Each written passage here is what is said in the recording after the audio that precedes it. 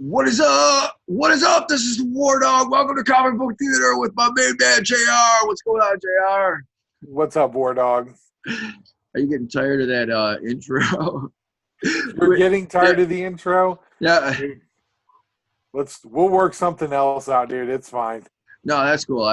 I'm fine with that. So today we got some interesting topics. The Watchmen, The Witcher, and then we'll possibly roll into something else. So, John, why don't you tell us a little bit about The Watchmen and what your thoughts are? Yeah, man.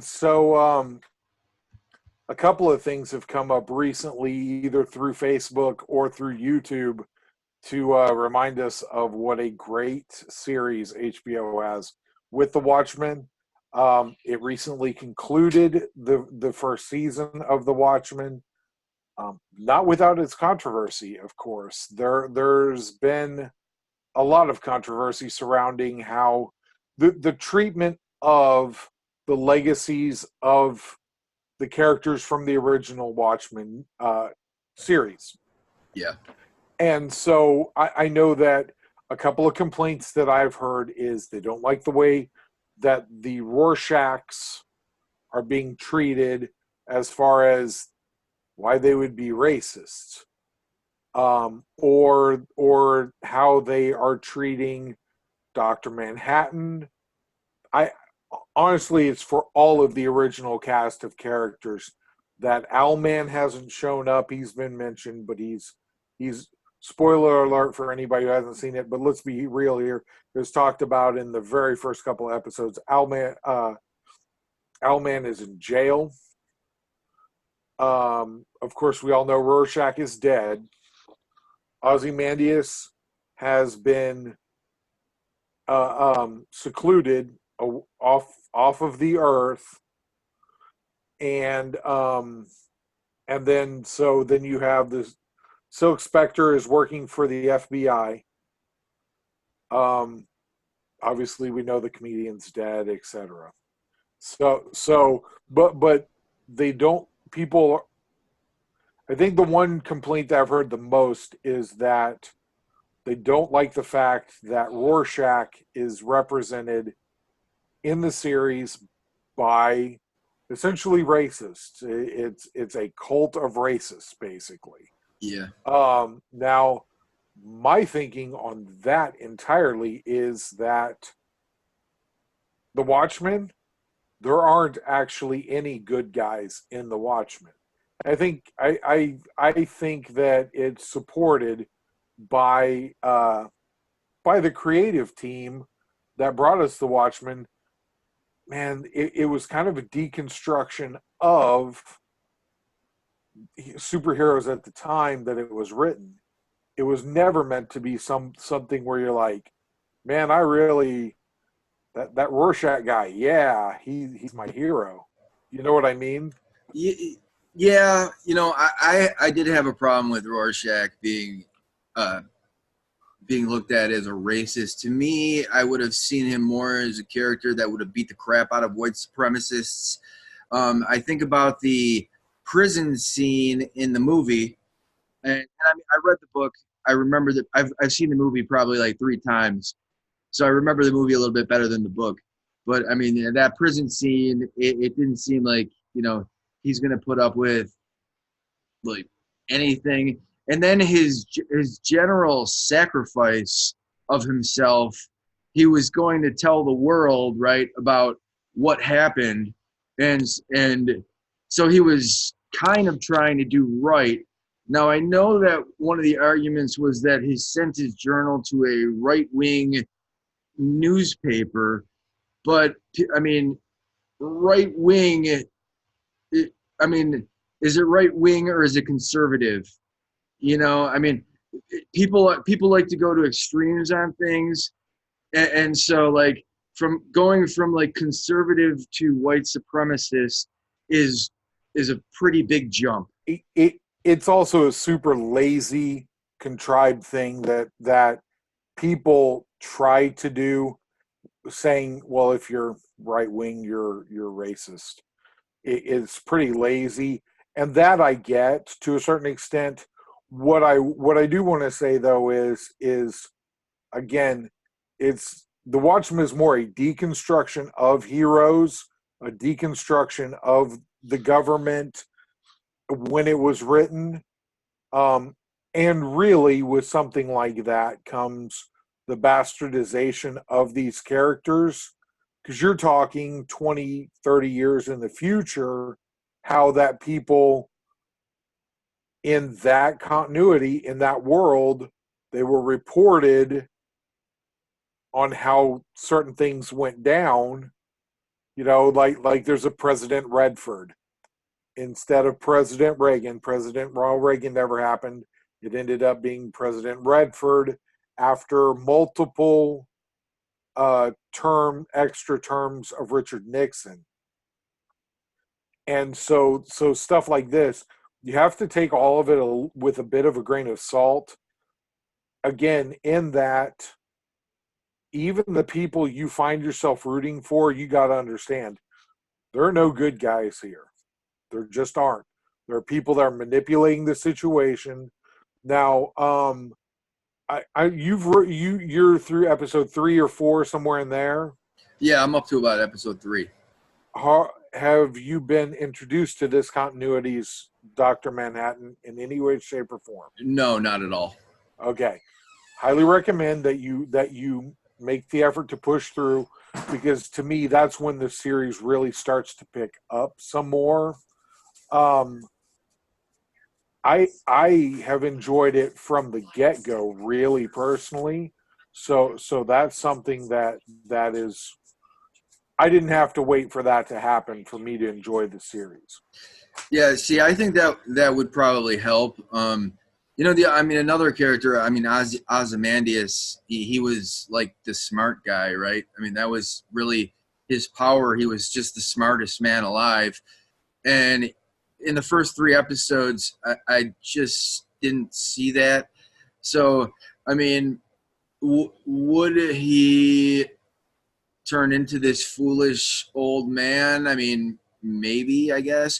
But I would have went more extreme than like he's almost got Alzheimer's disease or something. He's used his brain too much that he burned it out. That, and that could have been an interesting take on it. What I will tell you is the way that I have seen it is that it feels a lot more like he's still a very brilliant man. He's just unwilling to adapt and update with the times. In other words, he's been held up at again, a bit of spoiler here. Prior to his exile, he basically was in a self-imposed exile in Karnak. And so even 30 years later, he's still watching tube TVs at old school Karnak and that kind of thing. It's all still very dated. So in other words, he's a guy who he reached his pinnacle. Okay. He united the world after the faked alien attack, and he kind of just rested on his laurels. He didn't see a need to adapt anymore, and he just kind of fell victim to what a lot of conquerors fall victim to, which is a bit of a malaise. You know what I mean? Yeah. And so in that way, I think it's fairly accurate. Now the question is, and I won't spoil this for you, does he find a way finally to adapt and overcome? And again, are you rooting for him to adapt and overcome? Do you want him to break out of this new exile? Is he still the big bad, or is he less? Or is he maybe even transferred finally into the good guy we all thought he was during the first half of the Watchmen books? Yeah, I guess I'm gonna have to watch it and see. I mean, the other thing is just that the evolution of the superhero. You had costume heroes in the Watchmen movie and the comic book, right? And then Mhm. I'm watching this series, and everybody's pretty much got a ski mask or a hat where they cut holes out of. And it's like, wouldn't you expect a little evolution? Evol- some Well, evolution. I mean, now understand too, masked vigilantes are still outlawed, by the way. yeah, In this America, vigilantes are still outlawed. There was a I'm trying to think here. I think they call it the White Knight, maybe, where in Oklahoma, Tulsa, Oklahoma, to be exact, they actually, these Rorschachs murdered the entire cop force except for two people. Two. And at that point, they got an exception to the rule where police officers in the state of Oklahoma were then able to wear a mask over their face, and they could not be asked, like they could, they essentially were a government endorsed, not vigilante, because they were the police department, but it was endorsed by the government. Now, and again, this is something where the Watchmen series is pointing out stuff that, and again, guys, this is the other thing you got to realize about the Watchmen. There's a lot of social commentary that goes into the Watchmen, and that has been the thing since day one with the Watchmen. So if you don't want to get down with the social commentary, I get it. Just understand it's there. It's a layer that's there that if you really watch it deep, you'll understand. But the thing is I personally don't feel as though it picks out one political side or another. It just makes an observation about the way things are. In other words, so like with the police force being able to be masked, that's one thing where the government has said, yeah, we don't care what the federal law is. We as a state have decided that our police force can be masks. Come make us stop doing that. And they don't make a conversation on whether that's right or wrong. They just simply are doing that, and we do see that in real life quite a bit as well. You but you, in other words, so that's part of the reason. Like with the masks, it's essentially they're all police officers. yeah, So yeah, they may have a mask, but they're not going to be like Dryberg was like. Or I'm sorry, I called him Owlman. I meant Night Owl. Owlman obviously being the Batman Batman. villain, not Night Owl being who Night Owl is. Anyway, they don't have the funds like a Batman would or anything like that. They're still just police officers. Yeah. I mean, I think the social commentary thing is also a, it was a bit of a detractor. It did seem like almost anti-white in the first three episodes that I watched. Like it was like this wasn't made for you, and I mean, I don't know. I mean, if the tables were turned, would the other side of the coin feel the same way? I think so. Yeah. What I'll say though too is yes, there definitely is a racial aspect that is being brought to the forefront through the Watchmen. Um, there's some historical accuracy to it, because I'll be the first to admit I whenever something is historical, I want to know whether it's historical or not. And I thought a friend of mine on Facebook said something about the massacre on Wall Street, and that sequence where they're having the kid watch the um my mind just went completely blank. Sorry, I'm having a senior moment here. The old talkie about All right. the marshal, the black marshal, and I again my mind is blanking on his name, but that massacre historically happened. It's just not something that if you're not from that area, you don't really hear a whole lot about. So you're on the East Coast, you wouldn't know that. I'm not from Oklahoma. I didn't hear nothing about that. But there again, there's stuff that's happened in Springfield that here in the town I live in that people don't know about in Tulsa. You know what I mean? They're just kind of some of those things that we as a society are not proud that they happened. Not that we're trying to brush them under the rug, but look, man. If you poop your pants, you're not screaming to the world, "Hey, guess what? I just pooped my pants." You know what I mean? You're a Yeah. little ashamed of it, and so you don't talk about it.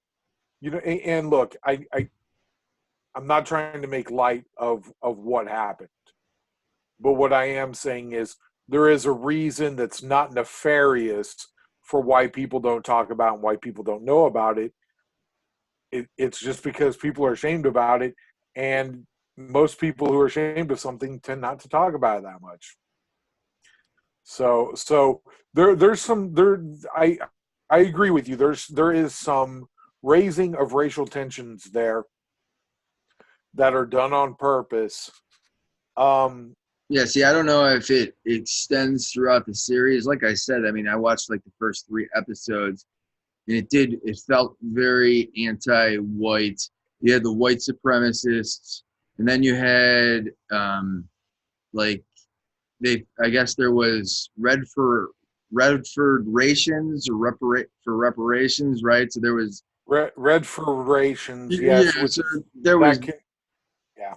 yeah, there was that, and then I mean the one thing that I do agree with is they had like a cultural center. I mean, I think that's one thing that is missing. It is there's no memorial for people that were enslaved, and there's no place for people to go to actually learn about that. So I thought Right. that was an interesting thing that they put into there, but overall it felt anti-white to me, and Well, I mean, it's going to be a series that is going to lean liberal. yeah. Okay, if you're going to give it a political bent, it's going to lean liberal. Um, I do know that again. I'm not sure. They definitely do make the Rorschachs out to be the bad guys. Like Oh yeah. there's no two ways about it. But they're not the end all be all. They're not the big bad guys. They're the bad guys that are being used by the big bad guys. So you kind of take it a little bit with a grain of salt. That maybe that political commentary is that those people are being used as well as they're not just there because they're evil. They're being used too. You know what I mean? Yeah. And there again, it's one of those things where this is a show that can give us deep conversations about stuff like that if you want to have them, or you can just be like, holy crap, that was a really cool moment when this happened. Or I really like Sister Midnight. Somebody claimed that she was the Watchmen universe's version of Batman, and I'm like, I don't know how to go all that way with it. But I will tell you, you're in the third episode. You'll you'll be a little shocked with some of the reveals that come forward, and it will hook you. It will hook you. I think um, I think it's one of the shows that was criminally underrated. I don't even think it made our top. Did it make our top 4 or 5 in the No. popularity poll? I don't think it did even. For our popularity poll that we revealed the results of last week. So I mean that again, criminally underrated. The good thing is with it being on HBO, a lot of people can catch it on demand later. Highly recommend that you catch it on demand as soon as possible because there's definitely going to be a second season. They ended the season on a cliffhanger, a good cliffhanger, but I think the results of that cliffhanger will be, um, I think they won't be what people are hoping for them to be. You know what I'm saying? I think it will be something that's, you should be able to see a mile coming, but everybody's hoping that something different is going to happen. That's just not the way the Watchmen works, guys. So, Yeah, uh, yeah. I'm gonna check it out. I'll probably watch the rest of them. Like we were talking earlier, I keep seeing it on my Amazon Prime, and then I end up watching the whole Alien series. You know, rewatching that because I haven't watched it in like 20 years. I mean, the Watchmen just. I mean, for me, it turned me. It turned me off after a few episodes, and I mean, is that good show making? Is do you want to like turn off your audience? I mean, one of the big problems, even in like the comic book industry, is sometimes you buy a comic book that and you read it and it's like this this wasn't written for me. Like no, and I mean, what made it comics so successful was it seemed like, I mean, I guess from my perspective, it seemed like they were written for everybody, but the Watchmen is a political, does have political things in it. So it yeah, from its very roots, it's political. So you kind of have to just accept that going in. Um, I will say that you're right. It does depend on what the motivations are for who's making the show. Um, and yes, there are different ways of being entertaining. And I'm not saying that they're more or less entertaining. I On this one, I think that it gave me a bit of a different perspective than what I'm used to. And again, I saw quite a bit of how there are double standards on both sides of a political argument, and for that, I enjoyed it. But again, it has some entertaining moments that are surface level, on its face entertaining. And I really do think that in the end, it may be a better binge watch than a wait a week, go again, wait a week, go again. And some of those shows are just that way. Like you binge watched all of The Watcher, yes? Or I'm sorry, the Witcher, The Witcher. yeah, I did. Okay. It, I only have seen one episode, and it was a great episode. It was the very first episode. It was crazy. Would not call it family friendly for anybody who's watching, saying, no. "Hey, I'm looking for something to watch with my 10-year-old." That's not what this is. So don't go that route, man. Go find something like Voltron on Netflix or something like that to watch with your 10-year-old. But it definitely one that is worth watching. I I kind of wish I could have had two or three more under my belt before the show tonight, but definitely Henry Cavill is commanding a presence on the screen when he's there. Yeah, I agree. And just to go back to the Watchmen, the black female, what is the name? What's the actress's name that plays the black female? Do you know? I don't know the actress's name. I know that Sister Midnight is her Okay. is Yeah, her superhero name. I mean, because I don't want to come off like I'm a racist or anything. I really liked her character, and I mean that was one of the things. And then of course, I mean when I saw Lou Gossett Jr., I mean I remember him from Iron Eagle, and so that kind of put a smile on my face as well. I think more of the political stuff that was raised kind of made me question it, and then the whole Rorschach white supremacist thing, I just didn't agree with. But I can go back to I'll go back and I'll go back and watch it on your I, suggestion. I will tell you that to me the Rorschach thing actually falls a little more in line than what you would think it would. And this is the only reason. The one thing that people liked about Rorschach is he had convictions. Now, this is the downside: is he was terribly antisocial. He was a violent vigilante, and even though he had those convictions, they could be a little skewed. You know what I mean? You willing to break fingers and arms and stuff like that to gain information is not always the most reliable way to gain information. If pain is your only motivator, you'll say whatever you think the person wants to hear in order to make the pain stop. You see what I'm saying? That's where I say that his methods were questionable at best.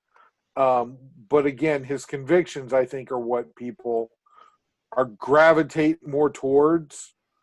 Well, that's where you would find somebody like a white supremacist group saying, well, we can use questionable methods like Rorschach did, and we have convictions. Again, very skewed convictions, but convictions nonetheless. Do you see what I'm saying there? Yeah. No, I understand what you're saying. And that's where I see them glomming onto a Rorschach. We see this in today's society as we speak.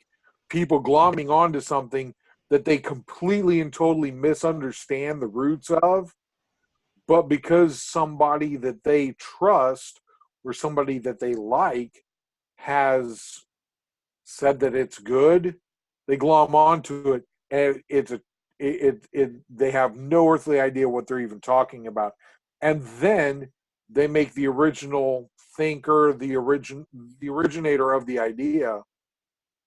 They just completely destroy what their original intent was. Yeah, no, I mean, I see what you're saying. I mean, and that makes sense. I mean, like, for instance, our buddy Colin Kaepernick wearing like a Fidel Castro shirt. And I mean, do you understand like how ruthless of a dictator that Fidel Che Castro Guevara, was? Che Yeah, Che Guevara Guevara as well. is 100% exactly the type of person that I'm Mm-hmm. talking about here. Okay, Yeah, look, we're not a political show, but let's be real here.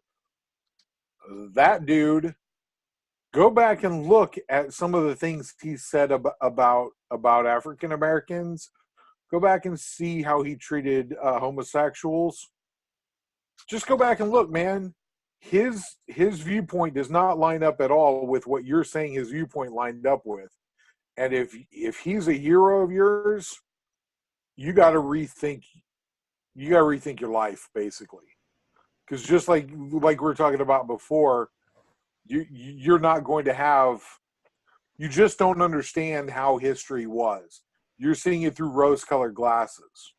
yeah. You see his picture on a T-shirt and you think, oh, this is cool. I mean, actually go back and look at the history about this guy because, yeah, like you said, Che Guevara is a perfect example of what you were saying. I mean, I brought up Fidel Castro because I couldn't remember Che Guevara's name, but yes, I mean, both of them I think fit into that category. And Oh, go ahead. well, no, and that's where I see that's kind of to me the parallels that I see there. Again, not an exact uh, uh, analogy there, but a very close one where a white supremacist group just gloms onto the fact that Rorschach was somebody and they're going to don the hoods and it's an updated version of the Klan, basically. You know, they try, and in that they would see the parallels between the white mask and the white hoods and stuff like that.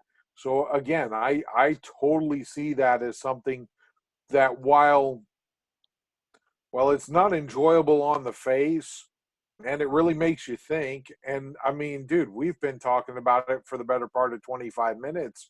you know, so there's something to that it is a series like the original that has you contemplating some things, has you looking at maybe not. I'm not saying it's having people reevaluate their life, but I mean it definitely brings up interesting conversation and real world conversation. Yeah, I think so. I mean, I guess the interesting thing would be, of course, Alan Moore hates everything, and what would his perspective be on what they're doing? Like, I'd be really curious to know, like, if he believes what we've been talking about this character. Like, I mean, you just basically got to guess what Rorschach would represent. This is the deal with Alan Moore. Alan Moore, like you say, he hates everything and basically has disavowed anything that has to do with any of his creations that way because to him, the deal that he inked with DC to print to make the Watchmen was basically a handshake agreement that they would do the original 12, DC would own the original 12, but after that his creative team would be the ones that would own the rights to all of these characters and this world, and that DC wouldn't touch it. Well, what he neglected to see was as long as DC was regularly either reprinting the story or coming up with new stuff, which they kind of, my understanding is they did actually say, oh, we'll never do new stuff. We just want this. But as long as they were reprinting on a regular interval the Watchmen series, they continued to own the rights to it. Well, dude, it's like we were talking about Star Wars the other week with Milk Dog. Are you kidding me? There's no way. The Watchmen is easily one of the best mini. They call it maxi series, I think, but one of the best written comic book graphic novels of all time. Of course, they're going to have 95 printings of the stupid thing, 13 different versions of a hardback, et cetera, et cetera, et cetera. It's a cash cow. And that's what the name of the game is them making money. Yeah, I mean that goes into like remaking Terminator movies and stuff like that. Like, I guess some of us old timers, we we can't we see things, and then of course these companies want to remake and make more money off of this brand, and in some cases they just ignore some of the stuff that happened before. Like, I was just watching a video about Star Wars, and I mean, basically, like by the end of episode 9, Palpatine has won. Where at the end of episode 6, you know, Anakin was redeemed, and Luke, the Skywalkers were good. This last movie was called Rise of Skywalker, but I mean, ultimately the Palpatines ended up, winning. And I mean, the same thing with Watchmen. When I was watching the Watchmen, I was kind of analyzing versus what I had seen in the past, and so, you know, I think one of the things that helps me with watching that is the understanding that the Watchmen happened, the Watchmen movie, book, series. It's almost been an exact flow of time from the end of that in the early 80s to today. It's been like 30, not exact. I believe I believe that it's one of those things where you have a, not exact time, but definitely a great deal of passage of time.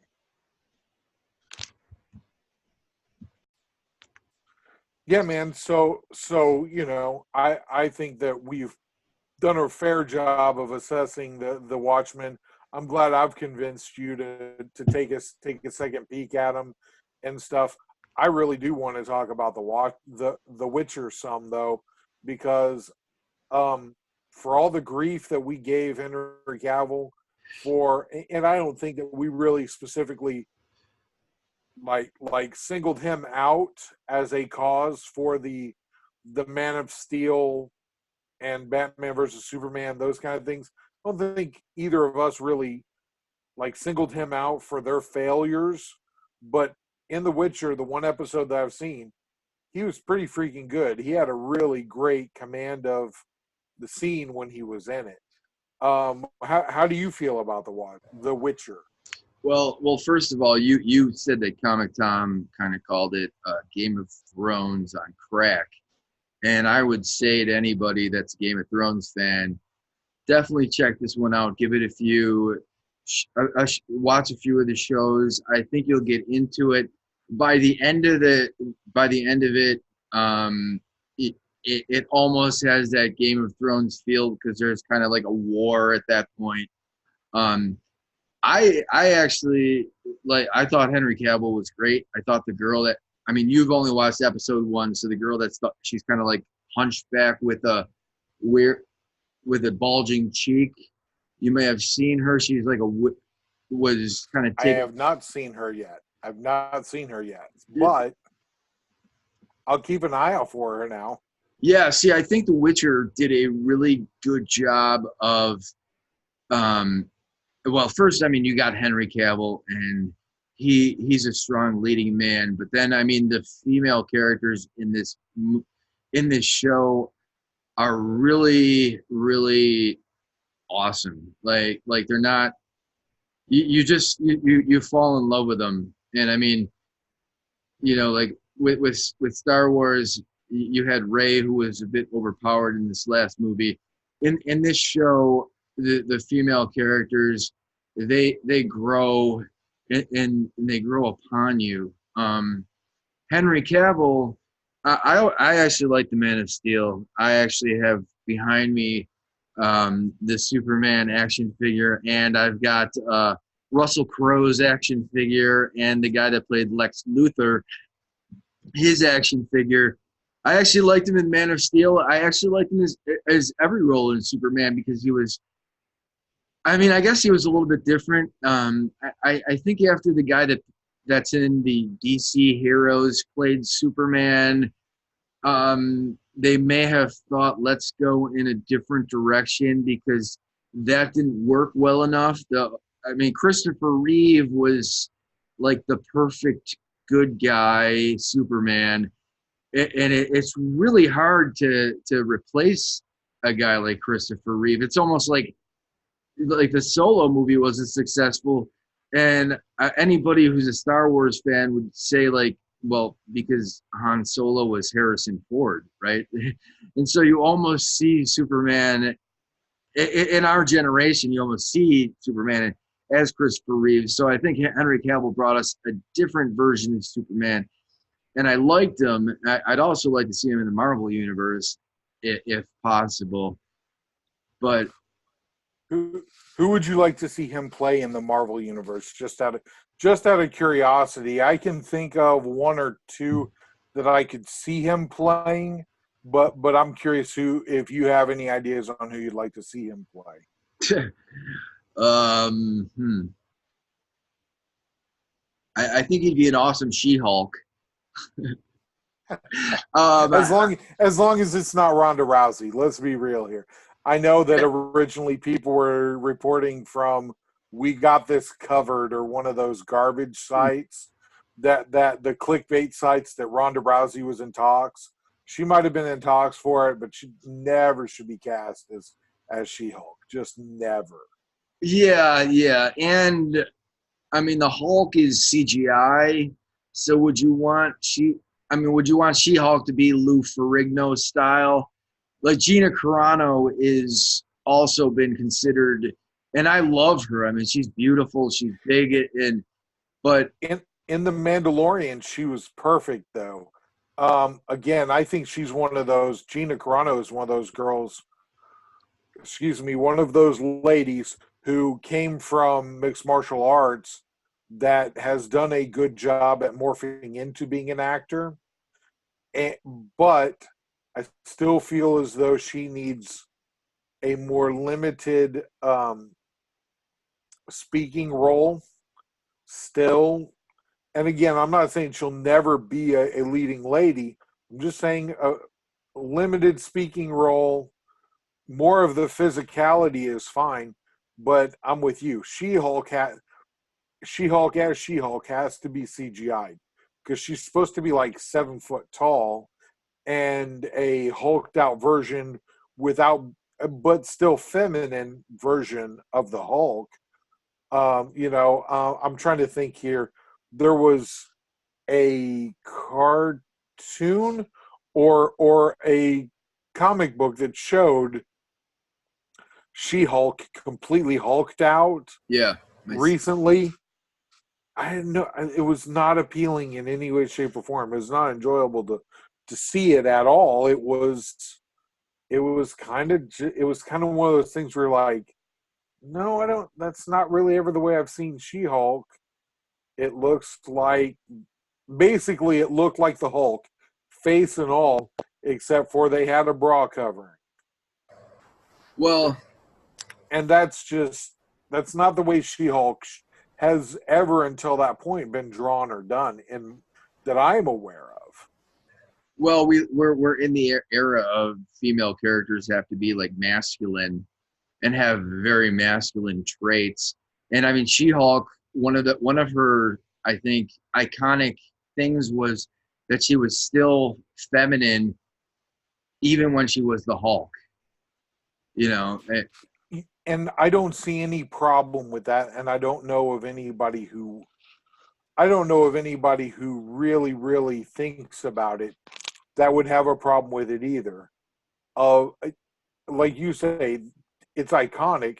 It's kind of the same way that Wonder Woman is iconic in that while she is a strong female, she has continued to be feminine. And I mean, unless you count the '90s, and nobody should count the '90s for much as far as costume design or any of those things. It was a wild and crazy time. The kids were running amok, as they say, and it just, the straps and leather and all this other stuff just kind of it was pervasive for everybody except for, you know what, even Spider-Man I think got into the act a little bit there, here and there too. So you know, yeah, yeah. You see, I mean, this is where I think The Witcher did a good job. Is that the characters remained feminine, but they were powerful, and I like that because I think I, I I think having that femininity actually makes the character more intriguing. Even like we had a conversation once that Princess Leia may have been the one that orchestrated everything, right? Because I mean, basically, she was beautiful. She attracted Han and Luke to her cause, and then in the end, they ended up winning. mm-hmm. But she was also she used her femininity, she used her beauty, she was strong when she needed to be strong. She fired weapons. She was smart, like when she's sitting down and she shoots in Return of the Jedi, she shoots the stormtrooper. And I like seeing that. I don't need to see masculine feminine characters all the time. Yeah. I mean, look, I'm okay with there being a scope there of those characters. I, but I would, uh, again, my opinion would be that I would prefer that the female characters still have their femininity. That's my personal preference, and occasionally having a female character that's not as feminine is not the end of the world by any stretch of the imagination, but in most people's reality, it's kind of more the exception than the rule that for the most part, more women are going to be more feminine than their male counterparts for the most part. And I know that's a generality, and I know that irks people when you talk about generalities that way. But I mean, come on, man, your eyes don't lie to you. There, it is what it is. And again, I'm not saying that occasionally it's okay. I'm okay with it. Like just like the Witcher, the sword fight scene in the first episode between him and I don't know her name. She was cursed because she was born under an eclipse. She held her own in that sword fight with him for the most part. But it was very apparent from the very beginning she was not going to outmuscle him. So she had better technique and used a little bit of stealth and misdirection, which are different but can be just as effective. And so you play to those strengths.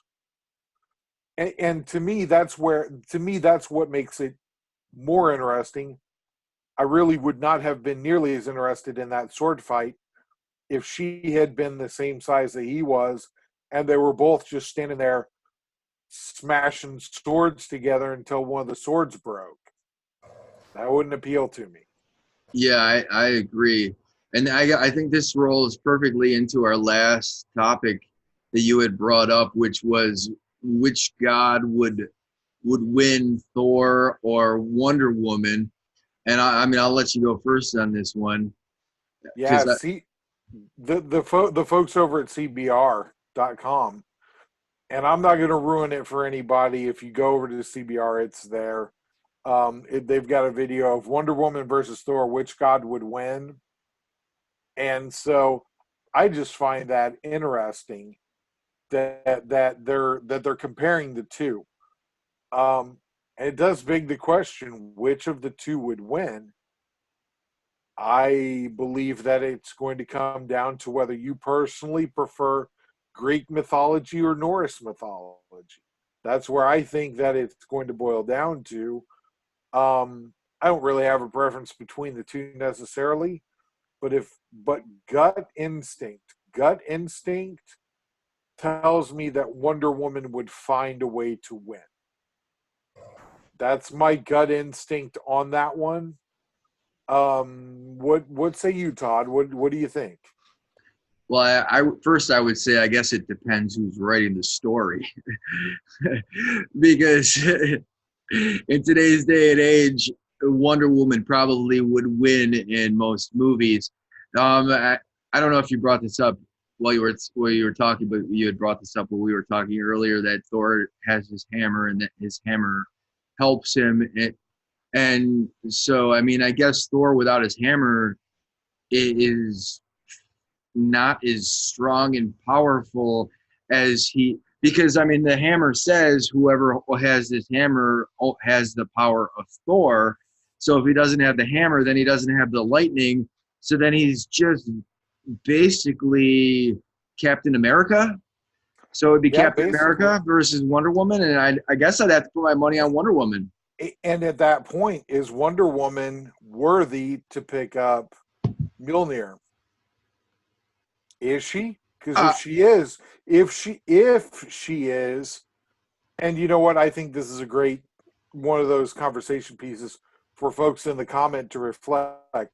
Is Wonder Woman, is she worthy to pick up Mjolnir? If she is, Thor is completely hosed at that point. Now, again, she also has the lasso of truth, and she has the and she rides lightning.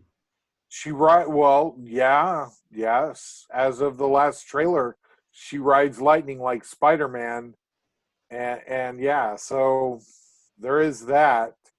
Um, like you say, I to me, the difference between DC and Marvel are as follows. DC is great at writing a mythos for modern day gods, basically. Marvel is much better at writing the everyman story and bringing it closer to home for you so that you identify with, like I've heard it said by many people, one of the brilliant things about Spider-Man is covering his entire face as Spider-Man, where before that either they had the little domino mask or a cowl or no mask at all. You knew very well who those people were. Spider-Man, literally with a with the face completely covered, you could basically be anybody. Any kid could read Spider-Man, white, black, blue, purple, whatever, could read Spider-Man and project themselves to Spider-Man, because once you put them, that again, his entire body is covered. There's nowhere other than us knowing as readers it's Peter Parker. You see what I'm saying there? You know, Go ahead. well, actually, and I'm sorry, this is just a different direction. Because I was thinking along, Go. thinking as well. I mean, why would you pit Wonder Woman versus Thor in the first place? Because, like, I mean, obviously, without his hammer, he's not as dangerous as he is with his hammer. I mean, in the first Thor movie of Marvel that Marvel made, he was not worthy of his hammer, and he could not beat that big Iron Giant character. I don't know what his name is, but I mean, he almost had to just give up. And so, I mean, I guess this goes to CBR. Couldn't you come up with like a better battle? I mean, I guess if you had It brackets. does. It does feel lopsided, and this March we'll probably try and do our heroes or our comic book. It won't be heroes; it'll be comic book characters bracket. We'll try and do that again this year. But yeah, Thor versus Wonder Woman. The more I think about it too, it just feels very lopsided. And look, there are going to be some people who are Thor fans that are they're going to hit me an instant message through Facebook or something like that, and they're going to say, no, this is why Thor and Wonder Woman would be a good fight. I don't know. I mean, look, let's be honest, though, too. Uh, there was a point in time in the early 70s that they depowered Wonder Woman, too. They took away all of her godness and made her Diana Prince, Wonder Woman. And she was more of a fashionista, and she was more of a just oh, I still find the women's lib issue is what it was called. I still find that relatively humorous because it was a big deal at the time that was going to be a women's lib issue. It was going to be a step in the right direction. And you look back on it, and it was super ham-fisted. It was not very well done, and generally panned today as being an awful idea to do a women's lib issue with Wonder Woman, with her being depowered. And mind you, people hated it enough that I think it was a year or less that she was depowered before they found a way to bring back her superpowers. Yeah, see, the writer that on CBR that came up with that probably works for CNN and is a crazy leftist, because I mean, and they wanted to pick a battle where Wonder Woman would actually win, and so that the female is more dominant than the male. I mean, if you were to put like Wonder Woman against Superman, do you think Wonder Woman could beat Superman? I mean, in Batman, what the Justice League, when Superman came alive, right? That nobody, you knew, like, nobody was taking this dude down. Yeah, it was they were in big bad trouble for sure when Superman came back to life.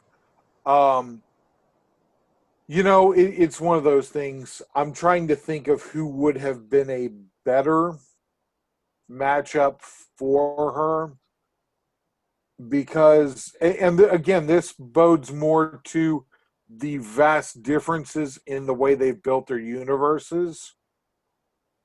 All of your DC characters, even Batman, people are going to say, well, Batman has no superpowers. Batman is over the top wealthy. I know they always put a dollar figure on it. Let's be real here. Batman has enough money to buy whatever gadgets he wants to make. Okay, He, so that's part of his superpower. The other part of his superpower is prep time. That's his superpower, is prep time. No matter what situation he finds himself in, he had an extra 15 minutes longer to prep for that situation than anybody else ever even knew about. And so that's how he wins. He had extra prep time. So you don't find that in the Marvel Cinematic Universe, or not even the MCU. Let's just the Marvel Universe. That's not a thing. Extra prep time like that is not a thing. Peter Parker had almost always. And by the way, I'm doing the Hoopla app, and so I'm reading through some of the original Spider-Man. It talks about the problems that Peter Parker had whenever he faces the Vulture for the first time. He didn't have he had forgotten to refill his web cartridges, so he didn't have webbing to do anything with. You know what I mean? yeah, Marvel is inventing problems that make it harder on all of, and that's typical of most Marvel up until recently. That's typical of the original style of Marvel of, yes, we know the good guy's going to win, but we want to make it reasonable that somebody would doubt that they're going to win based on, this is something that we're it could be a real world problem. People people forget their car keys and stuff. People forget to do stuff. So, you just kind of, like you say, it brings it more down to the everyman level, which makes it more enjoyable in a much different way than Superman and Kryptonite or a Yellow Sun. yeah. That's. I mean, I guess Wonder Woman could beat could beat Superman if she had a kryptonite necklace that Batman gave her, right? Or she Or just a red blow sun 'em up. generator. Yeah, exactly. I mean, from the Marvel perspective, I mean, I think like Thanos without the Infinity Gauntlet would probably be a better comparison if you were going to say Wonder Woman versus somebody in Marvel, because like Thor needs his hammer to beat Wonder Woman. I don't know if Thanos needs the Infinity Gauntlet to necessarily beat Wonder Woman. I don't think so. And I think that was shown in the fact that it only took the Power Infinity Stone to smash Captain Marvel. Now, I will say, I think Captain Marvel, the way they have recently written her, she could give Wonder Woman a run for her money. She's become more godlike. Yeah, I You think so. know, I'm trying to think if anybody else would. I know a lot of times they like to pit fantasy book. Let's use a wrestling term. They like to fantasy book She-Hulk versus Wonder Woman. She-Hulk would not stand a chance against Wonder Woman.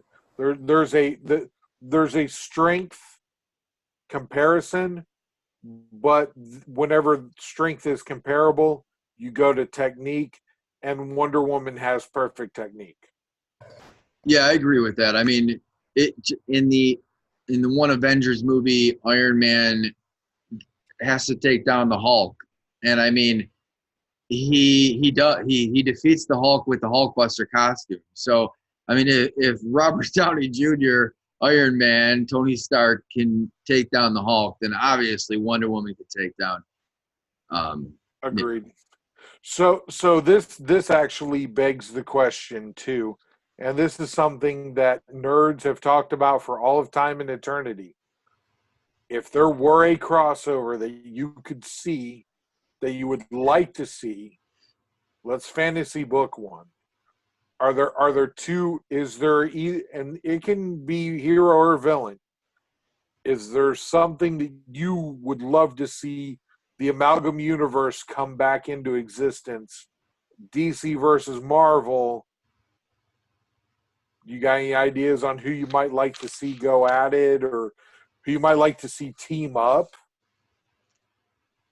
I don't, I don't know. I would like to see the DC heroes fight Thanos with the Infinity Gauntlet. Just because I loved Infinity War and I loved Endgame, and so like I could watch that replay again, but with the DC heroes, and enjoy the outcome. I mean, that would be one that I could think of. I'm trying to think here. That would not be bad. I'll tell you right now, if I had to fantasy book one, I will say that I have enjoyed the Batman and Spider-Man crossovers that I've read. Those have been pretty good, but I don't really want to go that route. Yeah, Um, that's almost like Wonder Woman Thor. I mean, it eventually is. eventually Spider-Man's gonna win. Right, because like we talked about before, the one thing that you can't out prep time is spider sense. Yeah, and just the power. I mean, Right. Yeah, you're essentially and there's no kryptonite to have in your utility belt. oh You yeah, know what I exactly. mean? That doesn't work that way. Um, I want to say that I would actually really enjoy seeing something like I would like to see.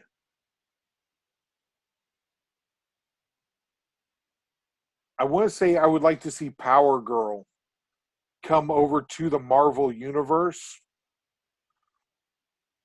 and I think someone along the lines of a well, Captain Marvel. I, those two going at it fisticuff style would be pretty good. I mean, if they were fighting, that would be pretty good. Um, you know what? I take that back. I want to see Venom and Swamp Thing. Venom versus Swamp Thing. That's what I want to see because they have a lot of the same characteristics, just much differently presented. I think that's the way that I would go. I would like to see Power Girl. Honestly, the truth is, I just would like to see them use Power Girl the right way Oh yeah, in DC, but I'm not holding my breath at this point. yeah. I don't think you're gonna see that. I mean, it's unfortunate because Star number one came out in comic books, and that looks like a new character that is almost Power Girl-ish in a way, just not as provocatively dressed as Power Girl. That's her undoing basically at this point is the provocative way that she was created and dressed. And they also see that they tried to change up her outfit in the 90s and it was a dumpster fire. Yeah, And so yeah, in today's society it's it's much less PC for it. I'm sorry.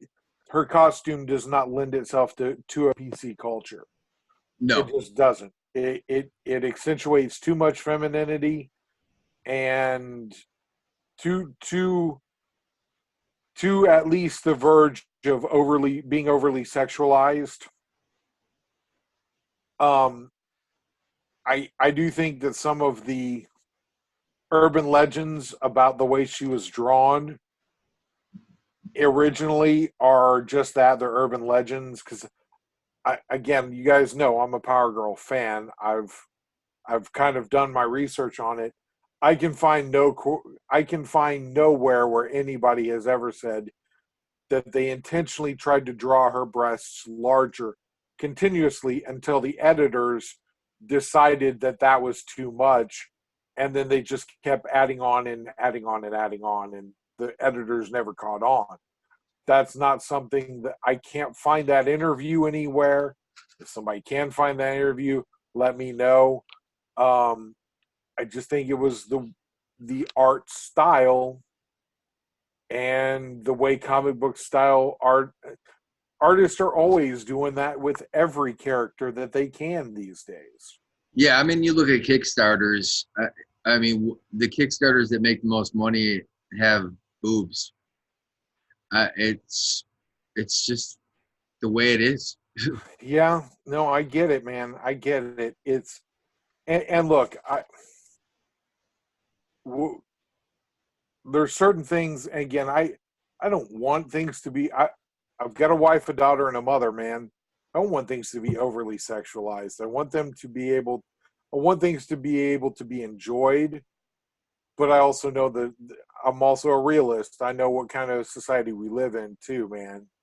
You know what I mean? There's there's gratuitous nudity in everything that they can get away with doing at this point. And look, I do think artistically you can do nudity to further a story, and that makes it not gratuitous. But I mean, there's also is to me such a thing as it being gratuitous. All right. Well, I could go further on this topic, but we've probably run over on this one. So We probably have. yeah, we should probably wrap it up. I'll tell you what I what I was going to say. It might spark conversation for the next one. I was talking to this one lady at my wife's birthday party, and she said that she doesn't like to watch sci-fi shows on Netflix, but she likes to watch like Victorian shows. And I said, "Oh, well, I like to watch sci-fi shows and I hate Victorian shows." And it kind of like I think that kind of gets into the comic book conversation of like comic books are usually I've gone to the comic book shop probably 1,000 times, and there's been like two women there. I'm just being honest. So I mean, comic books appeal more to males than females, and that is my final thought. I mean, I'll leave it to you. No, man, you're 100% accurate there. That while the female demographic seems to be rising in comic books, it's still pervasively a male dominated hobby. Um, and that's neither good nor bad, in my opinion. It is simply a statement of what is. I will say this as my final thought. Regardless of what you think of any of the shows that are currently on, it is still an amazing time to be a nerd Oh yeah. because, like you were talking about before, one of the reasons why you didn't get around to watching the Watchmen, for crying out loud, there's so many good nerdy shows on these days. It's really super duper hard to it's super hard to get down to one. And wouldn't you know it, Shot. on location. Tour around the nation, Beastie Boys. Hey, what's going on, Milk Dog? Hello, Brian. Are you still on or are you done? I mean, Well, I mean, we could.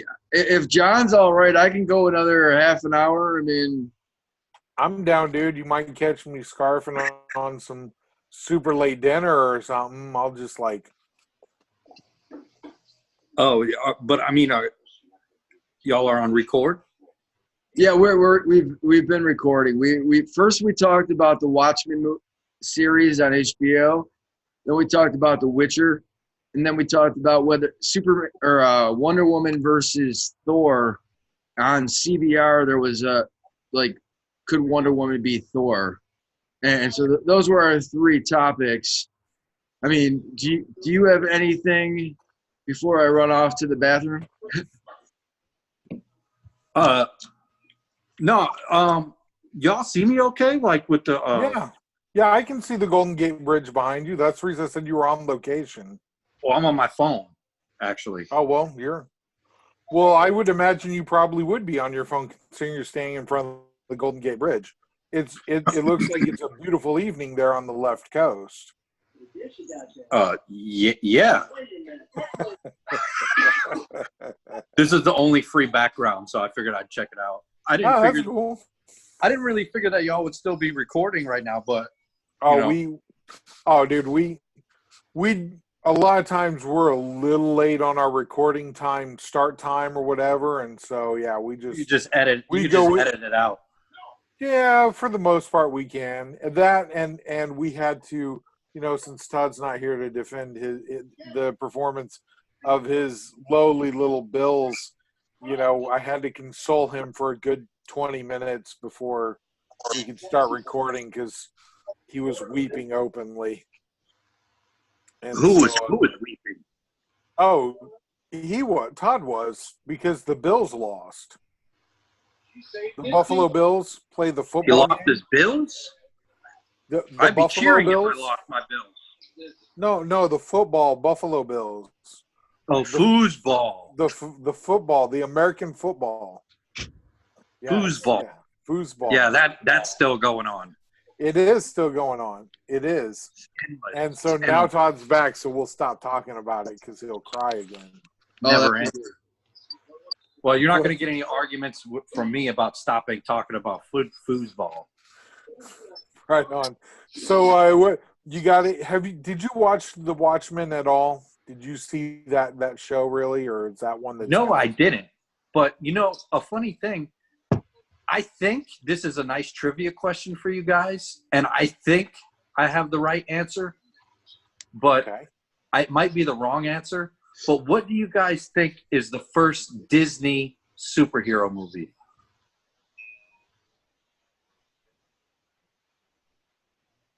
The first Disney one? Yeah. Pinocchio. Man. No, not a cartoon, a live action. Man. Black Hole. One of two movies, I think, and I'm watching one of them. So it's either one or the other. I don't know which one came out first. But I'm going to go with it's either The Rocketeer or Dick Tracy. It would be – I thought The Rocketeer came out before Dick Tracy. I thought. It's whichever one of those came first, right? That's their first superhero movie. Did they not do a comedy superhero with Don Knotts in the 70s? Like I know they did some Don Knotts. I think and there again I might be nuts too. I'm just saying like a true like superhero movie, You're talking about one that's comic book related, like not necessarily comic book accurate, but related. Yeah, but like superhero. But I guess Dick Tracy's not really a superhero, is he? I would consider him a comic book hero. Right, but you wouldn't and definitely You wouldn't say he's a superhero though. Like doesn't have any superpowers. Rocketeer is like definitely a superhero. So we could say that Rocketeer is possibly the Disney's first superhero movie. Yeah, we could say that. Oh, sorry, John.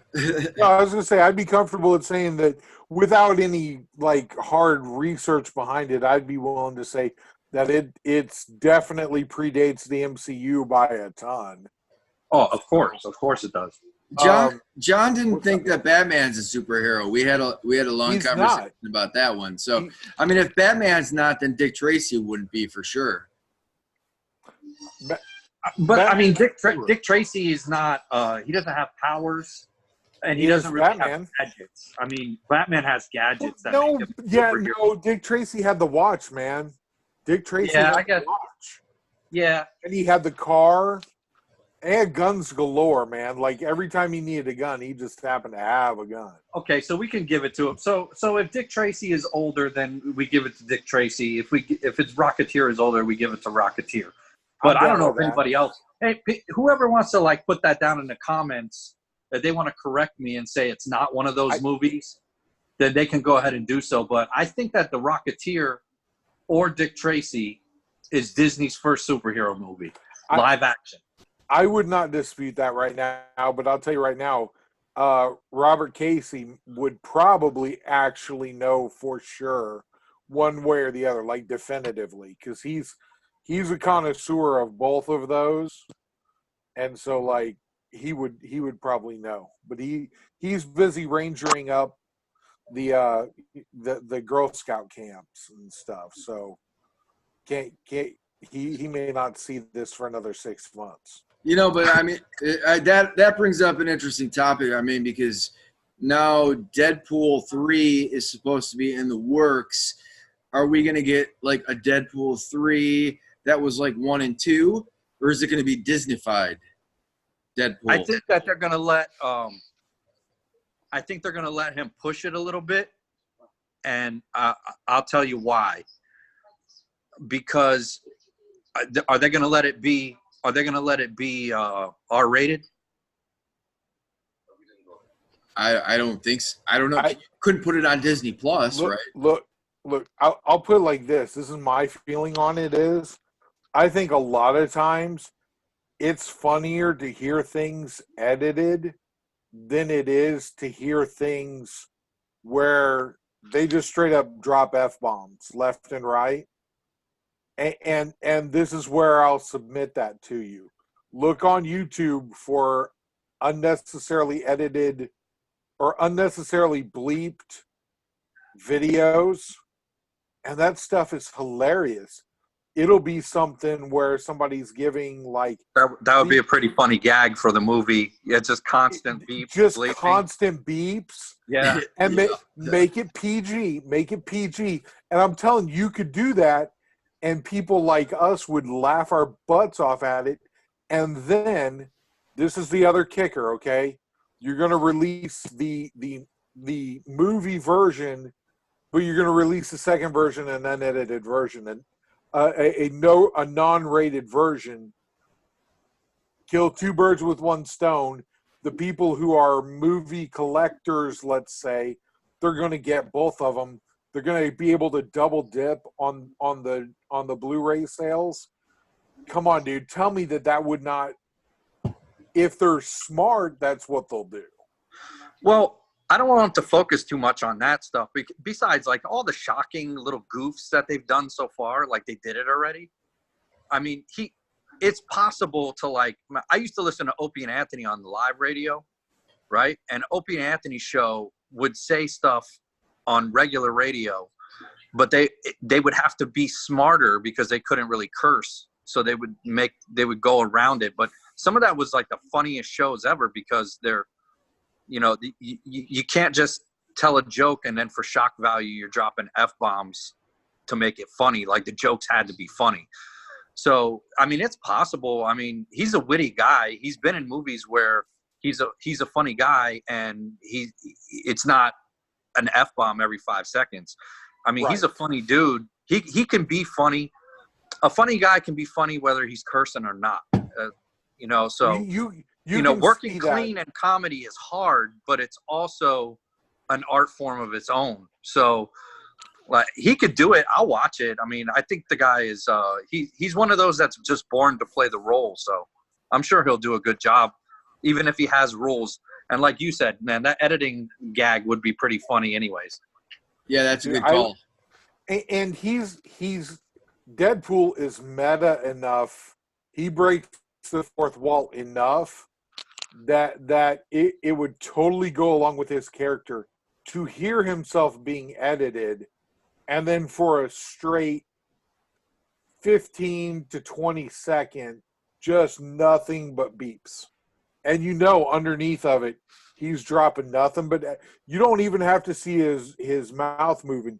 Just his physicality of his acting, you'd be able to tell he was doing nothing but dropping just the most vulgar F-bomb related just diatribe behind it, and it would go over. That's my opinion on it. I don't see a downside to them going to PG-13 and then having the non-rated version after it. I just don't see a downside. I think you're right that it could work definitely with Ryan Reynolds and Deadpool. They could definitely make that work. But like, the Logan movie and like Wolverine in general was – can Disney actually make a Wolverine movie that isn't Disneyfied? And when I say Disneyfied, I mean it's just – I'm sure you know what I mean. I mean, yeah. It's safe. Right. It is safe. Yeah, you just make it like the X-Men cartoon. Well, yeah, you could do that. I kind of think that you could still do it. Let's be real here. In Logan, like we were talking about gratuitous nudity. Before Milk Dog got on here. The truth is, in Logan, they had that one shot of the dance goers or whatever where the chick flashes him. And let's be real here, dude. Did that do anything at all to further that story at all? No, it didn't. So why even have it there? But like, is there a legitimate reason to have it there? There's not. Okay. So, but that's one of those ticks that they put up there to be like, okay, that makes it an R-rated flick now. They could have had a lot of that gruesome violence still, take that out of it, and they would have been limit the F-bombs to 1, and they would have been tons closer to a PG rating and still been able to keep all the violence. I don't know. I mean, that one, like in the beginning of that movie, doesn't he fight those guys at like a gas station or whatever? And I mean, that's pretty brutal. I mean, well, yeah, man, there's a lot of brutality. You can get away with some brutal stuff in PG-13. Again, it's kind of like we were talking about before with working comedy clean. It's an art form to imply the violence more than to just show some dude's head rolling out there. You know what I mean? Or him chopping off somebody's leg just below the knee. You know, it's more implied. And in theory, what I see in my imagination with what's implied could, in fact, be worse than what they can show me in CGI. Yeah, but like, do you see like the Empire Strikes Back, Luke getting his hand chopped off happening on Disney? I mean, do you see that? I mean, because and it's that's all good, man. You watch 20,000 Leagues Under the Sea. It really is a lot of violence in that movie. It's on Disney Plus. I mean, I could look the Mandalorian. We were talking about the Mandalorian. The very first episode, they at the very least implied that one dude got cut in half by the door. Well, they didn't show any blood, but it was one of those in your mind. You knew what happened when that door closed. Yeah. And he was laying halfway through it. You knew he got cut in half. Yeah, there's creative ways to get around it. That's what I'm saying, man. This notion, and look, I think the notion has come across that since Logan was successful as a rated R, since Deadpool was successful as a rated R, and Joker's blah, blah, blah, these kind of things, By the way, you have a second head growing out of you there, Milk Dog. You might just like backhand him. Yeah, he heard us bring up the Mandalorian. He came running out. He's a big fan. Is he? Right on. Well, I'm really enjoying it myself. Why you make green screen? I'm kind of. You like my green screen? No. Oh, it's the only one that was free. So I really enjoy it myself. I still don't enjoy Baby Yoda memes. I think they're played out like yesterday's lunch. I've only been tagging you on the ones about Baby Yoda getting punched, man. Thanks, man. Thanks. I appreciate that. It warms my heart. I knew you would enjoy it, and we're still kind of in that season of giving. Yeah, so he's adorable. He's adorable on the show. It's other Facebook users on social media that are annoying. It's not the actual character himself. They've done a great job with Baby Yoda. I mean, to incorporate him into that show, I think that they were perfect. It's cool. It's cool. Favreau is definitely displaying. So, man, that scene where with your boy Bill Burr, and he's in that hallway, and the light is strobing. That cinematography to put that together, where he's just a little bit closer, and then the light flashes, and he's a little bit closer. Dude, that had like a horror element to it. I mean, that was Friday the 13th. That had Jason Voorhees written all over it in every way, shape, and form of just this ominous. He's coming. One of these times the light's going to flicker. He's going to be there. It's going to be the end. But just like that, they implied that he murdered all those folks right up until the very end of that episode, and then you see them in jail cells instead. So again, the implied violence there is huge. Yeah. It's massive. He's come a long way since Iron Man 1. And let's face it, man, Iron Man 1 is the best Marvel movie. Pound for pound, it's the best one. Without that one, you have nothing. His character is the character. Jon Favreau put that movie together, and his character is the one that brings it all home in the end. So without Iron Man 1, you got nothing, man. If that movie wasn't successful, Disney would not be going after them, the X-Men and everything else the way they have been. I would put it to three guys: Iron Man, Captain America, and Thor. Those three were the but you would. Here's the thing, man. You wouldn't have those movies if Iron Man failed. Okay, so this is where I land that there are three. Favreau for the excellent writing, directing job on Iron Man 1. Robert Downey Jr. being cast as Tony Stark. Again, if he turns that down, or if they cast someone else as Tony Stark, like it was widely regarded that if somebody was going to be able to play Tony Stark the right way, it was going to be Robert Downey Jr. Because talk about a dude who's faced some demons in his life. Basically, they pre-wrote Robert Downey Jr.'s life as far as like you say, just having some demons that he had to deal with, some real things that he had to get rid of out of his life so he could be a success. And then Kevin Feige taking what they had and morphing it into what we've seen. Those three guys, it just, man, I can't see where you could do it without those three guys, really. Yeah, and that's just my opinion. Yeah, and they're talking about Favreau and Feige on Star Wars, and I like that. I missed who the third person was. I know it wasn't Kathleen Kennedy. Who's the third? Oh, Robert Downey Jr. Okay.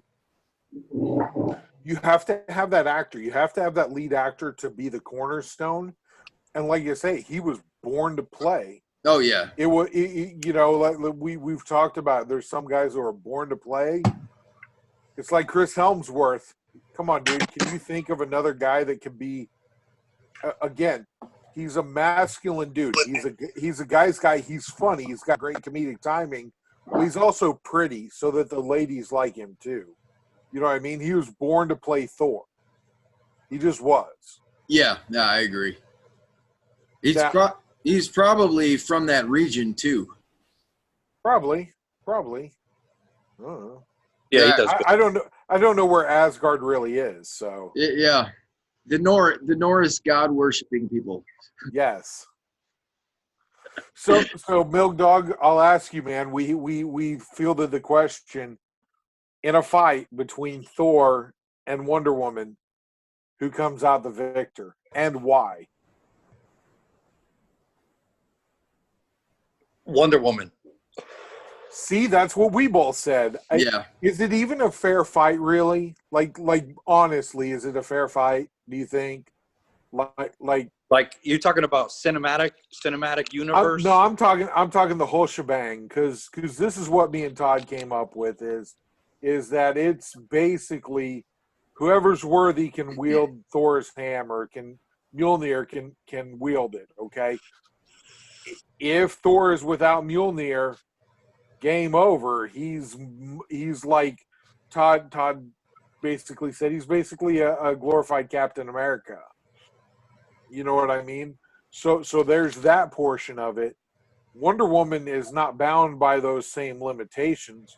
But then go ahead. So let me ask this then. So the Thor that we're talking about, the God of Thunder, in the comic books, see, I don't know, so I'm asking. So I don't answer ignorantly. Does he have the power like he does in the MCU, even if he doesn't have the hammer? Actually, it kind of depends on who's writing him, but the Thor that I choose as canon is the Thor that without the hammer is just a basic everyday Joe kind of. He can't fly or anything. Can't fly, can't do none of that stuff, and that was part of. But again, and this is something else that I had said. Man, Wonder Woman gets that lasso on that hammer and pulls it away from him. Then I mean, I'm saying is she worthy? Is she worthy? Because Wonder Woman is pretty much. Think she is. Yeah. Yeah. What to me, Wonder Woman is every bit as powerful as Superman to me. So you're talking about like Superman powers versus Thor. I would say she is. I would say she is.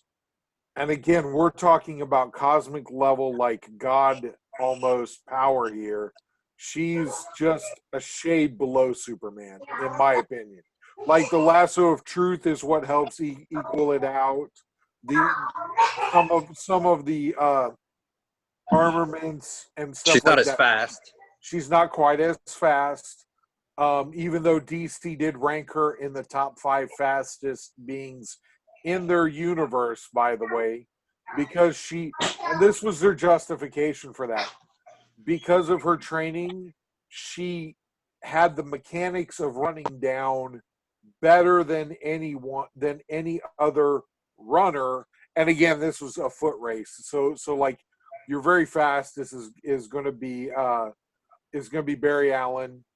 Oh no, I'm sorry. Not Barry Allen. Wally West is your fastest, followed by Barry Allen, followed by Zoom, Superman, and Wonder Woman rounded out the top 5. And hers was, she had no access to the Speed Force. It was just because she was superhuman and knew the mechanics of running so much better. And I'm like, you're leaving out people who have access to the Speed Force. You can't do that. She should be, I'll give her like top 20 maybe, but you can't give her top 5. But is this a fight? Is this a fight to the death? It's a fight to the pain.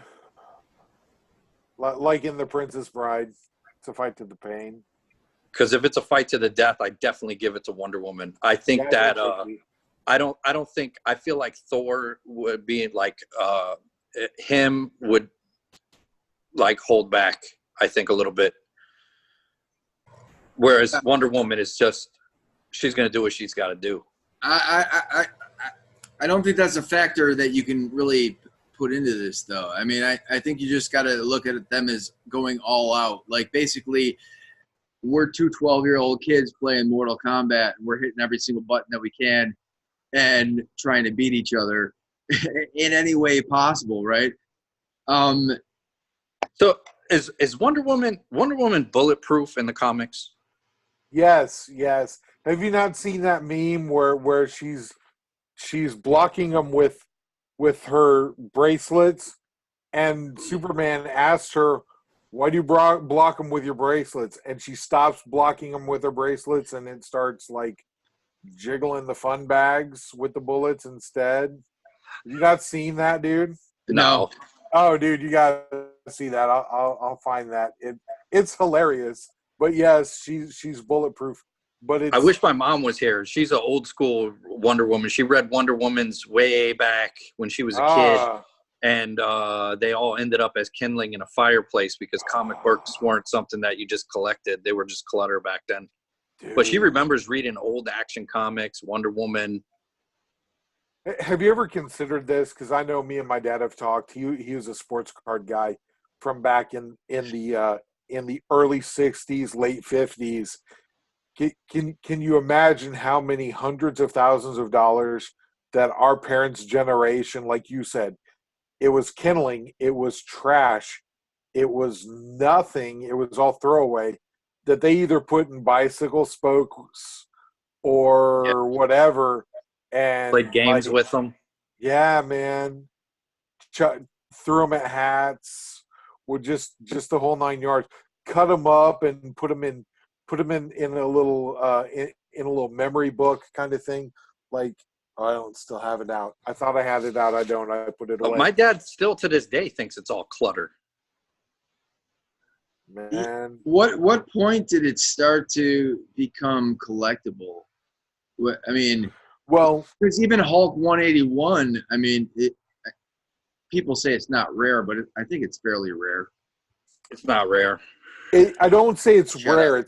It's scarce. Now wait, it's scarce. Remember, we had this discussion.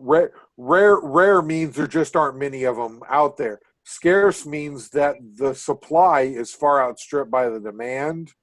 It's scarce. It's not rare, in my opinion. Man, there's like 20, 30 listings at a time. On Probably eBay, more than that on eBay all the time. It never gets small. So yeah, there's tens and tens of thousands of that book. It's not rare. It's not. But the people that get them, that want them, and then they're holding on to them. Right. But then the people that have them and they have a lot of them, they see dollar signs. I mean, it is what it is. It's part supply and demand, and it's also part. There's dummies that are willing to pay it. I mean, I'm not. I got my little $180 copy of my 0.5. And I'm happy. It's got a panel cut out of it. It has the value stamp though, but I got three of the value that's stamps. as good as I can get, and that's as much as I'm willing to pay, because when you start getting into, like, if I was to pay $600, $700, $800, what does that get me? A 1? Yeah. Mm-hmm. A 1.5? You know what I mean? Dude, me and a buddy of mine were talking, Jason Ingram, we were talking. He, so basically here, like 2 years ago, I found him Hulk 180. It was a smoking deal. And I cut him the friends and family discount. I made $5 off of the deal. I got a smoking deal passed along to him. We were looking at the market value for Hulk 180 right now is like $350 ungraded, like a mid-grade Hulk 180. And that's his cameo, for crying out loud, dude. But if it's complete and in a mid-grade, like you say, you're talking $300-400 pretty easily on those. If you get it graded and it comes back an 8.5 or better, man, you're talking like almost $1,000. And again, that's his freaking cameo, for crying out loud. Yeah, it's something that I'm just not willing. I'm not willing to pay the amount that I could go buy a motorcycle for a book, a comic. It's like I have a limit where it's not that it's unattainable. I could attain it. I could do what I have to do, but I'm not going to sit there and take out a loan to buy a comic. I'm just not. I can't do it, man. No, my wife and I have talked about it too. I've said that there are 2 books that no matter what else I have in my comic book collection, once I have them, my comic book collection is complete. The truth of the matter is, I personally could not justify continuing to own them once I had them, because the dollar value on them would be great enough practically to buy a house, for crying out loud. And that's AF-15 and ASM number 1. You get those in reasonable grade, man, you could, I mean, you may not be able to buy like Casa de la War Dog or whatever, but you know what I'm saying? You could 1,500 bucks for or $15,000 to $20,000 for a book, and that buys a lot of groceries, man. It does. Or I'm not saying you can buy a new car, but you could buy you could buy a nice car, a real nice used car. Heck yeah, dude. Now, if I was to sell my motorcycle, right? Because it's paid off now. If I was to sell it, and I had the cash in my hand, and a sweet deal came up where I could get me a really nice copy for $4,000 or $5,000, right? Mm-hmm. I would consider it because I have the cash in hand. But right. Right then and there, I'm gonna, a year or two from now, I'm gonna be going and buying another motorcycle again. But it's just that, I'm not gonna. But I would never I'll get a loan to buy a motorcycle or a car, but I'm not gonna get a loan to buy a comic book. You know what I mean? Nothing past the $100 PayPal credit, 6 months, zero financing. That I do, but I mean. Dude, I'll tell you though, it really depends on how you look at the book that you're buying. If you look at the book that you're buying as an investment that's going to increase in value, that's one thing. But like a lot of us, we don't look at them that way. We look at them as we're collecting it. That's the thing. We all look at the investment part, right? But how many of us actually are selling? Really, there's not a lot. Like those people that buy them, sit on them for a little while, they get hot, then they sell them. Are they collectors too? Yeah, I guess, but they have something that I don't have. Like they have this thing where they can block out the emotional part of it and just get rid of it. Me, I mean, if I was to get an upgraded copy of my 181, now I'm gonna fight with, well, should I sell my first copy of the 181? But that's my first one that I ever got. I don't want to sell it. You know what I mean? So I'm never gonna be. I'm never making money on comics. Well, you know what I mean? It's a black hole. I'm always throwing money into the pit, and even though my kids will make some money off of my comics, or my wife, or whatever, when I pass away, or my grandkids, or whoever will make money off of it, but I don't really see myself really making money on any comics. I do have some that I could part with, but it's like $20 book here, $30 book there. Well, but though, man, those $20 and $30 books, okay, for instance, because you guys know that I've bought and sold and traded and all of these things all around, man. It does depend on your level of emotional investment in the book. Attachment. So that too, but for instance, my Batman 181 is a 4.0. It's better than the book I thought I would ever be able to get. I was shooting for a 2.5 to a 3 was my goal because of the cost of the book, and that's the first appearance of Poison Ivy. And one of the books that I always recommend, if you're looking for that book, make sure you get in a blue label, man. Just make sure you get in a blue label. And the reason why is because it has the centerfold in it. And, when that book was brand new, like we were talking about before, it wasn't really looked at as a collector's item. One of the first things you're going to do as a kid, whenever you get it home, there's a Batman and Robin centerfold poster. You're going to peel that poster out and slap it up on your wall. Well, a lot of them don't have it, or if they have it, they're married. In other words, they took them out. Somebody else found one, put it back in, and that comes back, restored. That's a kiss of death for a book.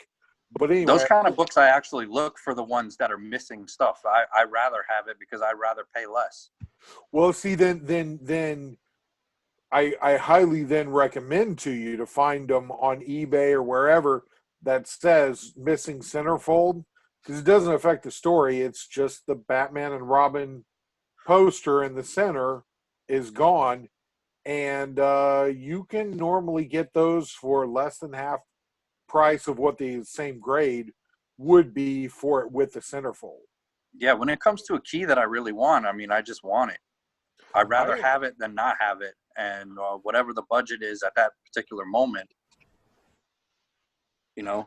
Right. Well, but see, and this is kind of getting back to where I was going with that is, I had acquired 4 other books that were mid-low grade books like that, but were ungraded. That I had only one of them did I have a minimal emotional attachment to, and that was my first appearance of Ghost Rider, of the second Ghost Rider, that Spotlight number 5. But I had hustled my way into these other 3 books, and I wanted this one more, so I made the trade. You know what I'm saying? Now, and again, if I hadn't made that trade, if I hadn't bought those books with the intent of not becoming emotionally attached to them, I probably would still be saving up to get that book, because that book is going to go higher as some of these DC properties start to heat up a little bit. If DC gets the cinematic universe actually going. Yeah, I don't know if that'll happen though ever. I see myself selling all my books in my elderly years. So that the wife and kids don't have to mess with it? Yeah, it'll depend. Like Mimi is in and out of comics. Like, she has the comics that she likes. Like, she'll go with me and pull a bunch of Captain Americas and some Iron Mans out of dollar bins. But Iron Man's her dude. But now she likes Gambit on the cartoon. I got her that first appearance of Gambit. I got her that. This is her first graded book. Oh, this one right here.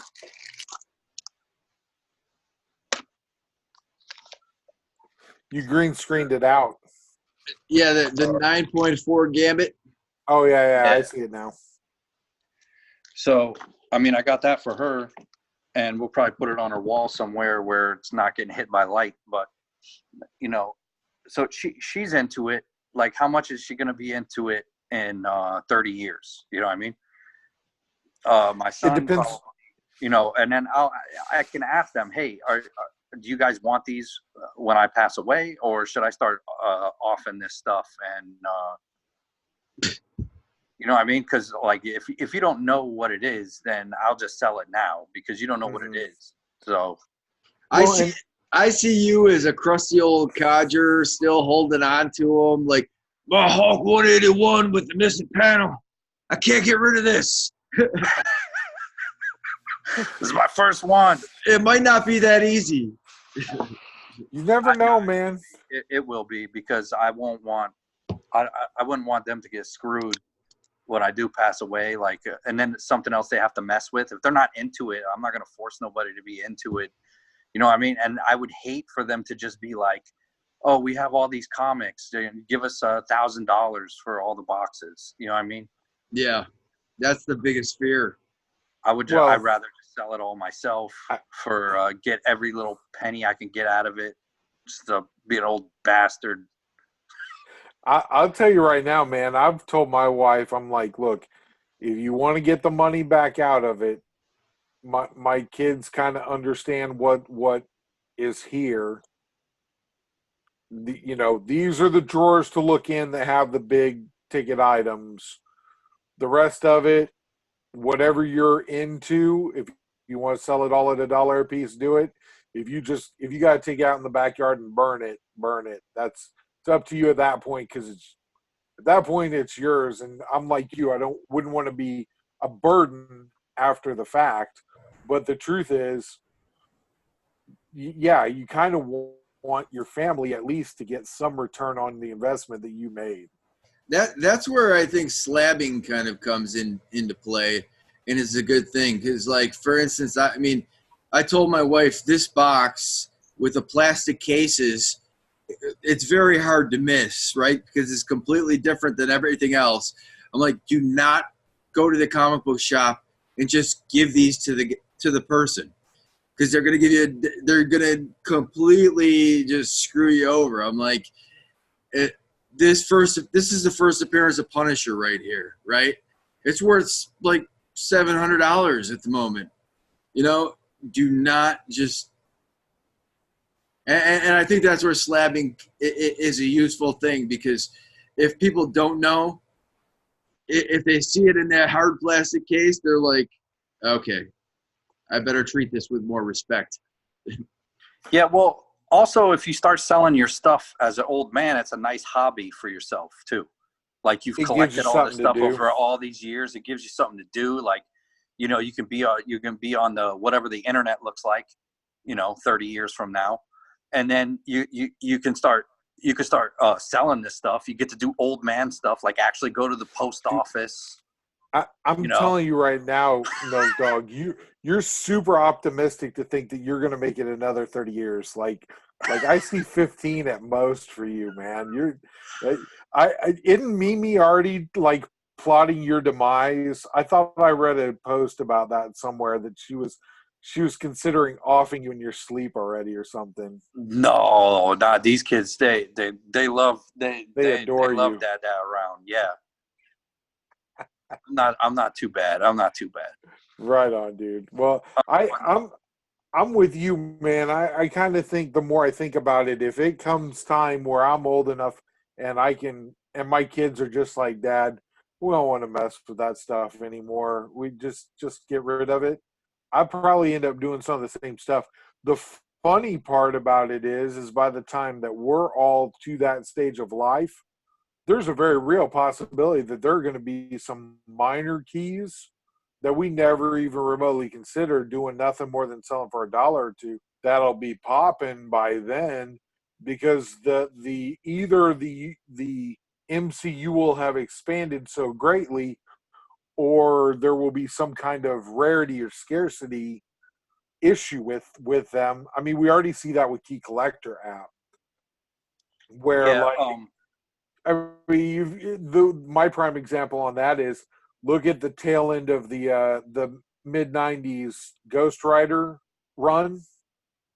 The very tail end of that is so short printed that some of those books are commanding $10-15, and it's because you can't find them nowhere. Yeah, I think that's the same with Darkhawk too. I mean, I think like Darkhawk 50 or even Bloodshot, like the last Bloodshot is very valuable because they didn't print that many. But yeah, I mean, I'm with you guys. I mean, I guess if we're old men and we get to retire and actually relax, and going to the post office might be fun, selling our books. Man, like whatever eBay looks like at that point, and who knows what kind of VR stuff we're going to be looking at for the computer. The computer stuff's just going to get easier. I mean, by that point, maybe everybody has a chip in their head. Like, you just sitting on the couch and you go through and post stuff onto online stores. You don't even have to get up. Everything's making us more lazy. So, our elderly years might be pretty dope. Besides, maybe in our elderly years, 30 years from now, they'll have some kind of life extension. You know what I mean? Who knows what we're looking at? I'll pass on that one, dude. I've done durable medical equipment, like in old folks' homes and stuff like that, man. Like my advanced medical directive is like, if I make it to 75, I'm good. I'm out. Done. See you later. Yep. I don't have to make it into the nursing home specifically, but a life extension on top of that, where they're like, go to 150, you'll be fine. No, I've been through this ride once. You guys are getting increasingly nutty. I'm out. Yeah, but you don't know what kind of bionics and stuff they're gonna have growing new body parts. I mean, we're real close, man. What do you think, man? 50 years away from immortality? But see, we were just talking about this, man. You're barely going to make it 15. You're being optimistic for me making it 30. Now, Todd, on the other hand, I was going to say, Todd's got 1 foot in the grave already, man. Yeah, exactly. Yeah. Yeah, I mean, John was saying 75. I'm just like, I got to see the kids go off and do their thing, right? And then once they're off doing their thing, whatever. I have this thing in me where it would be fun to sell all my comics. Like, I think about it all the time. Like, I should just sell all of them. But then when it comes down to actually doing it, it's like, no, I'm not ready. But like the actual, like having the product to like sell, it's like just have this little instant miniature little business for yourself is very like, it's like fun. Like you just messing with comic books. I've always said that working at a comic book shop is like my dream job. It just doesn't come with any kind of dream pay. So that's the truth right there. Functional for my lifestyle to work at a comic book store. What you're talking about? You do? It's like me and Vincent, but with YouTube. Yeah. Ah. See, dude, Even that though reminds we already have YouTube channels. that reminds me, Todd. We've talked about it for a while. We want to at some point have an episode with like kid comic book fans and stuff on. Yes. You think Mimi'd be down to show up for that episode at some point? Yeah, I mean, you might even get the my son Vince. You might even get him on there if you talk about nothing but Spider-Verse and Miles Morales. That's his contribution to the comic book world. He likes the Spider-Verse movie. Hey, Into the Spider-Verse, and he likes Miles Morales pops. So I'll tell you right now, they're getting ready to do Old Man Miles Morales in the Miles Morales run. Oh, he's not reading any comics. He doesn't read. He's the same way my kids are. Like my youngest. He reads manga. He reads manga. That's it. What the heck, man? You ever want to punch your kids? He likes Japanese comics.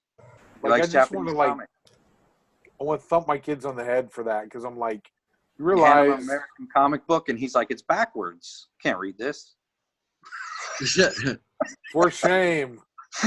For shame. It's cool though. I mean, he likes what he likes. I mean, we're more alike than we think. Like they read they read the manga and they watch their anime cartoons. It's the same thing. We watched G.I. Joe and bought the comic books. It's the same. It's just that's their thing. They'll get there eventually. Mimi likes pulling books. Like she likes pulling cool Captain America covers, which is cool because she doesn't know what's going on in the book. She's purely pulling them off of just cover art and stuff like that, which is amazing. Here, let me show y'all something. Let me see if I can. How do you get rid of the background? I don't know. I'm on my laptop, homie. I'm no. Yeah, I only do fancy backgrounds for special edition shows. All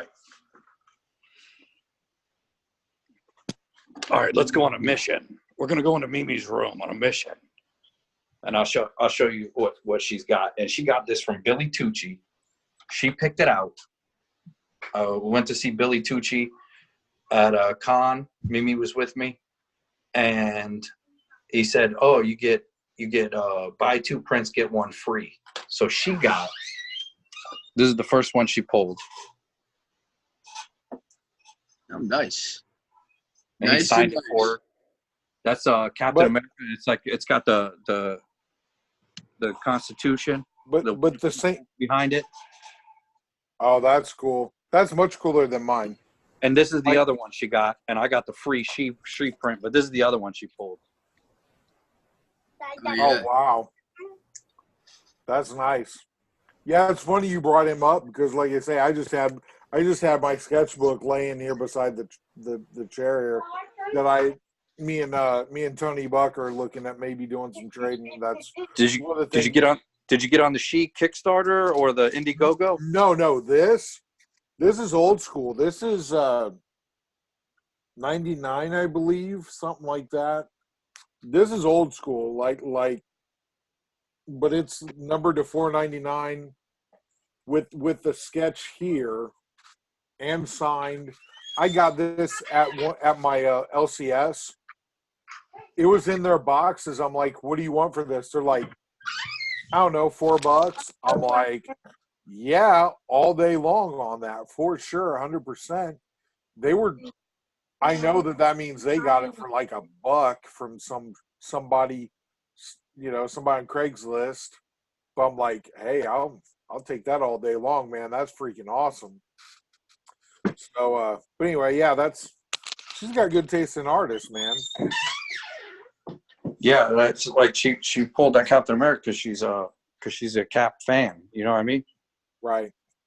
I got So you. she saw that and she was just like, "Oh, that's cool!" And it's got the Constitution. It's got the Declaration of Independence on there. So I mean, she was all about it. Well, those are two different documents, aren't they? Well, yes, they're two different documents, but they can be on the same piece of artwork. Yeah. Yeah. It has the Declaration of Independence. It has the "We the People." It's not a yeah. Oh, still very cool. Still very cool. Yeah, that was very nice. Yeah, it's not the Constitution is the legal document. The Declaration of Independence is the "We the People." Yada yada yada. Sorry, good pointing that out at 1:00 in the morning, or whatever time it is, or at 12:30 at midnight. It's too late. It's past your bedtime. He's a historian. No, it's not past my bedtime. I can do this again. All right, we're back in San Fran. Back on location. I'm here with Joe Montana and Jerry Rice. Talking the foosball again, huh? Yeah, that's the extent of my football knowledge. And Refrigerator Perry, because he was a G.I. Joe. A mail-away G.I. Joe. A mail-away G.I. Joe. Yeah, I had it. Dude, Buried in my backyard somewhere. Yeah, that's how most of them ended up. I had the USS Flag, too. Oh, really? Wow. Yeah, started fires on the deck and everything. We played hardcore with our toys. We had the ones that were battle damaged as well. They firecrackers and all sorts of fun stuff that we should have never done with that stuff. But hey, I always loved Sergeant Slaughter's Warthog. Oh, the mini tank. Yeah, it was bad. And then it would float in the pool. Yeah, see, I grew up in Buffalo. We didn't have a pool. Because it was a tank, but it was like an amphibious tank. This is one place that me and Gosmosis are going to agree. I like the Dreadnoughts, man. Those guys were killer. Zartan and the Dreadnoughts, man. You know I like the Dreadnoughts. They're bikers. Oh, yeah, man. Those cats, yeah, they knew what was up. I always had a thing for Zorana. Always. She had that even as a little kid, pink hair going on. Yeah. I got you. All right. She was probably the first biker chick crush, like young puppy crush. That's probably owe it to Zorana. That's why I like chicks and bikes. Chicks on bikes. All right, let's wrap this show up, and then we can continue this conversation after. Right on. So I'm gonna stop this one right now before we get into our conversation. Don't be good at it. Peace. See you later. Thanks.